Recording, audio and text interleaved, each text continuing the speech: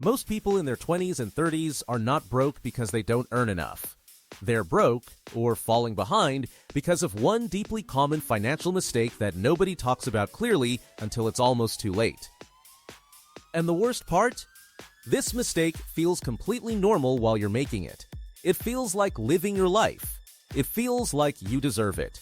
But 10 years down the road, when you're watching others build wealth while you're still starting from zero, you'll understand exactly what went wrong. So let's get into it. Lifestyle inflation. Here's the mistake. Every time your income goes up, your spending goes up too. You get a raise, so you upgrade your car. You land a better job, so you move into a bigger apartment. You start earning more freelance income, so you eat out more, travel more, and buy more. This is called lifestyle inflation, and it is the #1 financial mistake people in their 20s and 30s make and deeply regret later. The trap is subtle.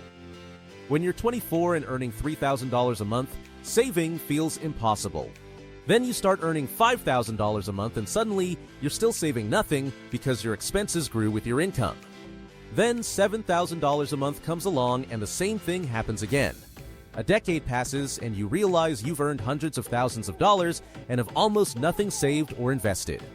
The money came in and the money went out on a lifestyle that felt justified in the moment. The hard truth is this: the gap between what you earn and what you spend is the only number that determines your financial future.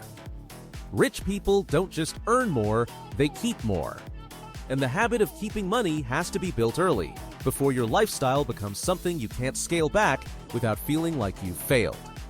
Why your 20s and 30s are the most dangerous decade. There's a reason this mistake hits hardest in your 20s and 30s.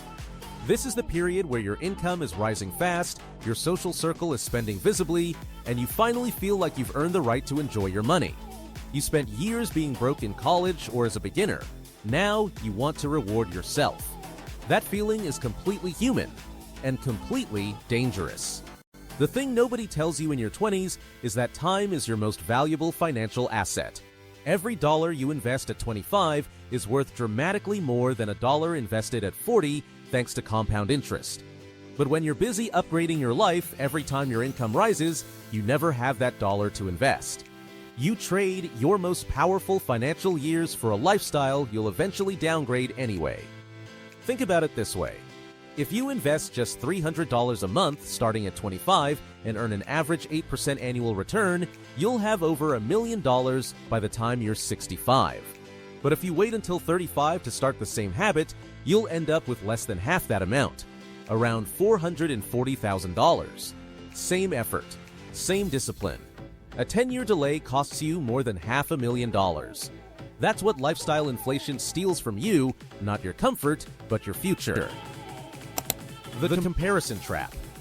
Lifestyle inflation rarely happens in isolation. It is almost always driven by comparison, the quiet, constant habit of measuring your life against other people's lives. And in today's world, social media has turned that comparison into something non-stop and unavoidable. Every time you scroll, you are exposed to a carefully edited version of reality. Friends on beach vacations, colleagues dining in expensive restaurants, influencers showing new clothes, luxury cars, or dream apartments.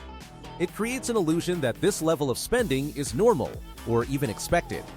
Without realizing it, your brain starts adjusting its definition of normal life upward. You don't just want these things, you begin to feel like you should already have them. What's missing from that picture is the reality behind it. You don't see the credit card balances that are growing quietly in the background. You don't see the loans, the delayed payments, or the financial stress that appears after the posts are made. You also don't see the anxiety many people carry at the end of the month when bills arrive and savings are empty. Social media shows outcomes, not consequences. This becomes especially powerful in your 20s and 30s when identity and success feel tightly connected. At this stage, the pressure to look successful can easily overpower the discipline required to actually become successful. So instead of focusing on building wealth, many people start spending money to signal it. A car is financed not because it is affordable, but because it fits the image. Trips are booked not because savings allow it, but because everyone else seems to be traveling. Over time, this creates a silent financial gap. Income may increase, but wealth does not. Money flows out just as fast as it comes in, sometimes faster. And the dangerous part is that it feels normal because everyone around you appears to be doing the same thing. The comparison trap is expensive, but it is also misleading. Most people you compare yourself to are also comparing themselves to someone else, creating an endless cycle of performance. Breaking out of it requires a shift in mindset, choosing long-term financial stability over short-term social validation. No emergency fund. One of the most immediate and damaging effects of lifestyle inflation is that it prevents people from building an emergency fund. When every increase in income is quickly absorbed by higher spending, better rent, nicer clothes, more dining out, newer gadgets, there is simply nothing left to set aside. On the surface, life feels comfortable and even successful, but financially, there is no safety net being created. This becomes a serious problem because life is unpredictable. Medical emergencies, sudden job loss, urgent home repairs, or family crises do not come with warnings. They happen unexpectedly, and they usually require money immediately. If you don't have savings ready, the only option left is borrowing. That's where the real danger begins. Many people turn to credit cards, personal loans, or overdrafts. These forms of debt often come with high interest rates, meaning you don't just repay what you borrowed, you pay significantly more over time. This is how financial pressure quietly builds up and starts to destroy long-term wealth. What makes this worse is that this situation is not limited to low-income earners. There are many people with stable, high salaries who still live paycheck to paycheck. The reason is simple: every time their income increased, their lifestyle increased with it. So instead of creating financial breathing room, they upgraded their expenses. When a crisis finally hits, and it always does at some point, they are forced to borrow.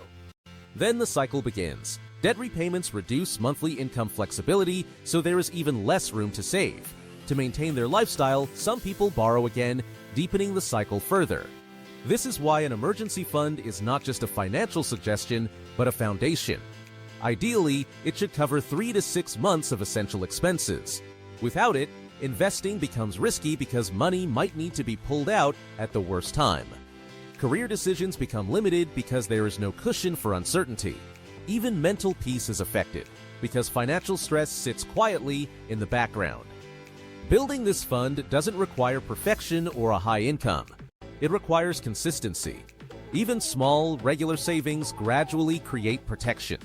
And that protection is what keeps one unexpected event from turning into a long-term financial setback. Not investing early. Ask anyone who is financially struggling in their 40s what they wish they had done differently, and almost every single one of them will say the same thing: "I wish I had started investing earlier." Not more. Earlier, the amount matters far less than the timing, because of the compounding effect that grows money exponentially over time rather than linearly.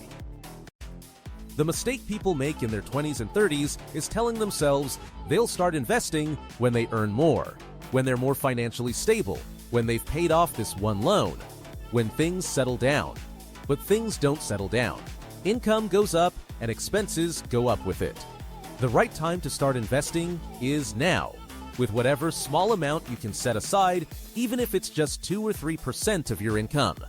The habit and the time in the market matter more than the amount. Another investing mistake specific to this age group is keeping money in a savings account and calling it investing.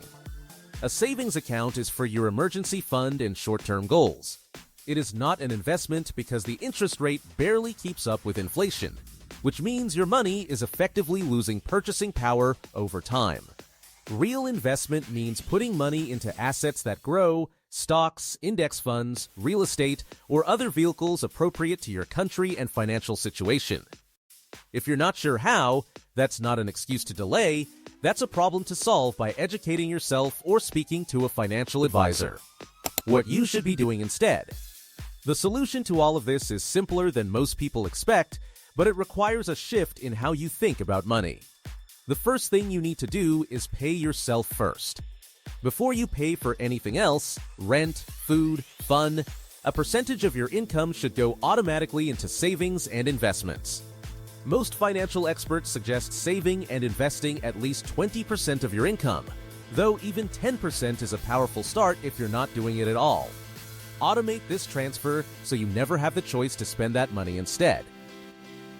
The second thing is to define your lifestyle intentionally rather than letting it expand by default. Every time your income increases, resist the urge to immediately upgrade your lifestyle. Give yourself a small planned reward if you want, but direct the majority of the raise towards savings, investments, or paying off any existing debt.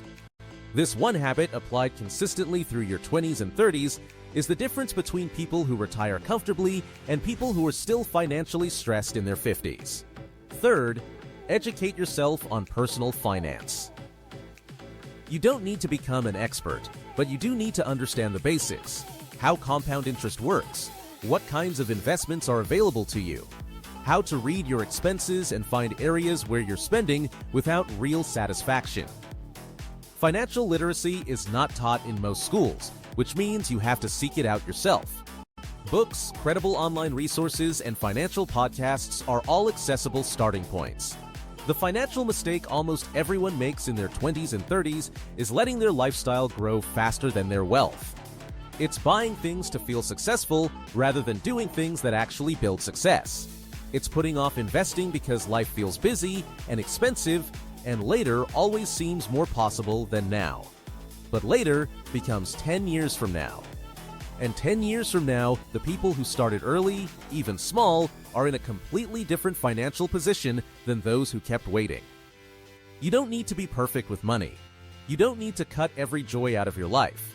But you do need to be intentional. Start with one step this week.